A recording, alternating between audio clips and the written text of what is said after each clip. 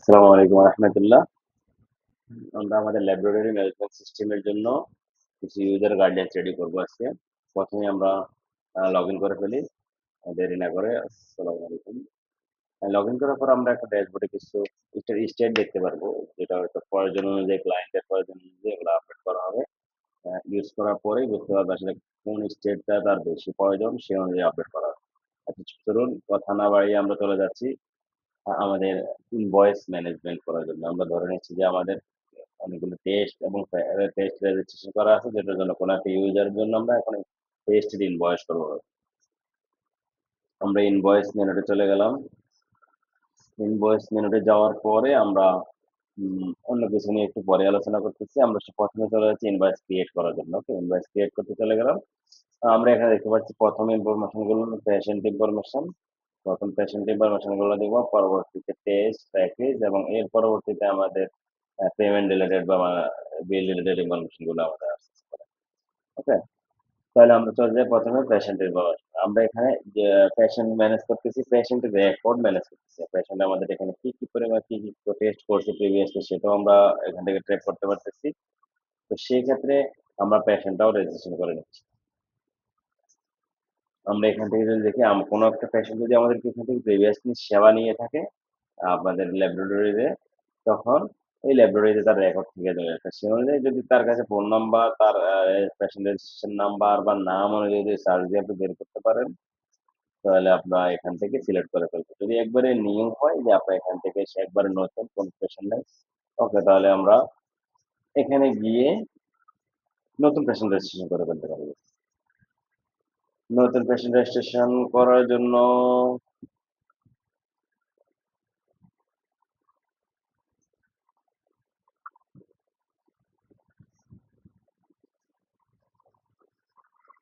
আমরা যখন নতুন পেশেন্ট রেজিস্ট্রেশন করবো, আমরা এখানে নাম দিয়ে দেবো XYZ, যে কোনো একটা নাম আমরা দিয়ে দেবো। ফোন নাম্বার এগুলা ইম্পর্টেন্ট না, জেন্ডার ইম্পর্টেন্ট। আর যদি এজ দিতে হবে আমাদেরকে, এজটা দিতে হবে। অ্যাভাটার বা প্রোফাইল ইমেজ দিলে দেওয়া দেওয়া যায়, না দিলে এত ইম্পর্টেন্ট না, এটা ম্যান্ডেটরি না। আমরা চাইলে এগুলা ছাড়াই এগুলো ক্রিয়েট করে ফেলতে পারবো।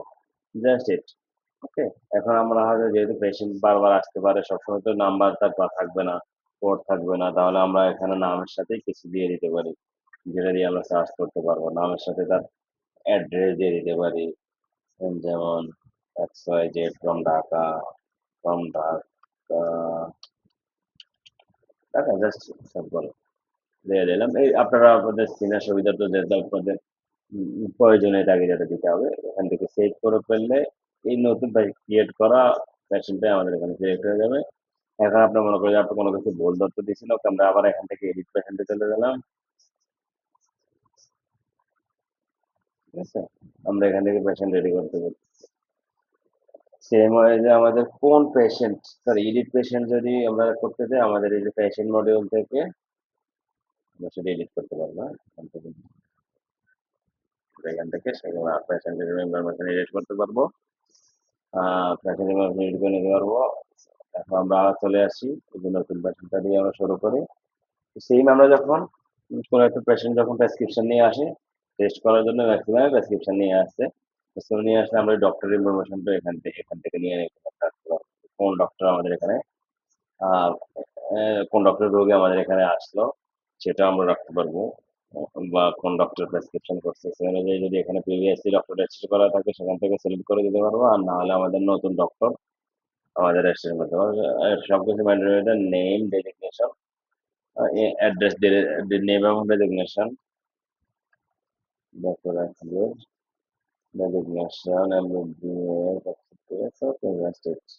এটা হয়ে গেল।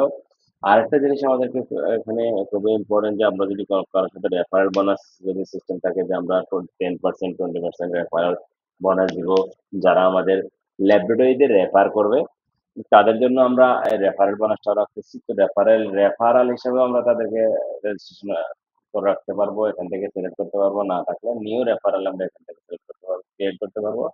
ক্রিয়েট করার সময় অবশ্যই আমরা তাকে কত পার্সেন্ট রেফারেন্স দিব সেটা আমাদেরকে দিতে হবে। যেমন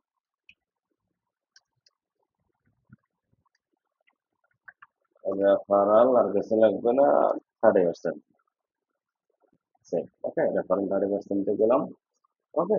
স্যাম্পল কালেকশন ডেট কবে আছে? মানে যেদিন হয় সেদিনই, যদি হয় আগামীকালকে, আগামীকালকে বা কিছু আছে ডেট চেঞ্জ করা লাগবে। ওকে?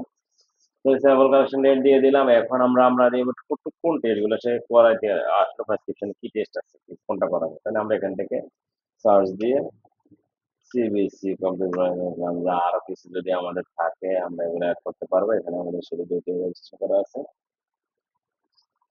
ওকে, যখন আমরা এটা এখানে দিয়ে দিলাম, আছে অনেক সময় আমাদের প্যাকেজ রেজিস্টার করা থাকে, তার পাশে টেস্ট মিলিয়ে একটা প্যাকেজ থাকে, প্যাকেজ সিলেক্ট করতে পারবো। সেম ভাবে যখন আমরা সিলেক্ট করে ফেলবো তখন আমাদেরকে পেমেন্ট এখানে ইনফরমেশন চলে আসবে। আমরা চাইলে এখানে আমরা ডিসকাউন্ট দিতে পারবো। 37 দিলে একটা অ্যামাউন্ট চলে আসবে 255। ওকে, না দিলেও সমস্যা নাই, আপনাদের ইচ্ছা। এখানে ডিসকাউন্ট দেওয়ার ব্যবস্থা আছে। আমি এন্টার দেওয়াতে এটা সেভ হয়ে গেছে। আমরা চাইলে এসে ইনিশিয়াল পেমেন্টও কিছু করতে পারতে। যদি ইনিশিয়াল পেমেন্ট এখন করা নাই চলে গেল, তাহলে আমরা এই ফ্যাশনটির বারকোড সব প্রিন্ট করতে পারবো এখানে। প্রিন্ট করলে আমাদের এটা এখানে চলে আসবে।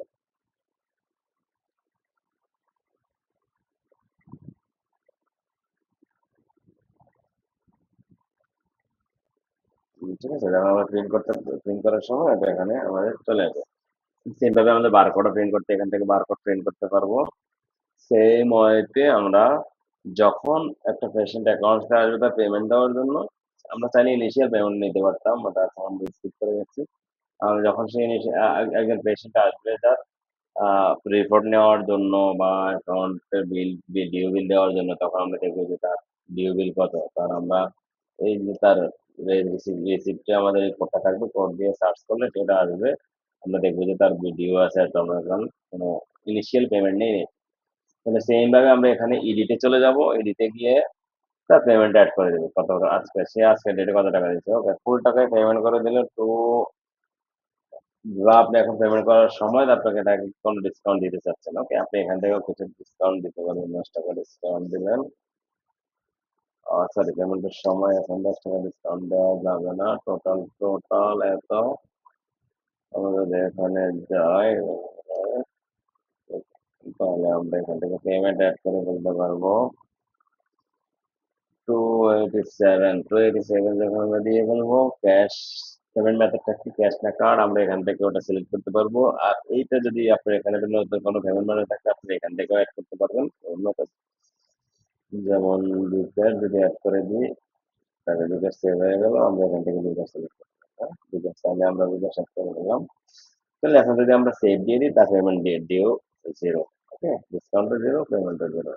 তাহলে এখন আমরা যদি সেম ভাবে আমরা এখন এখান থেকে রিসিপ্ট প্রিন্ট করে দিতে পারবো যে একটা পেইড ডিও ডিও পেইডের একটা রিসিপ্ট, ডিও ডিও নেই।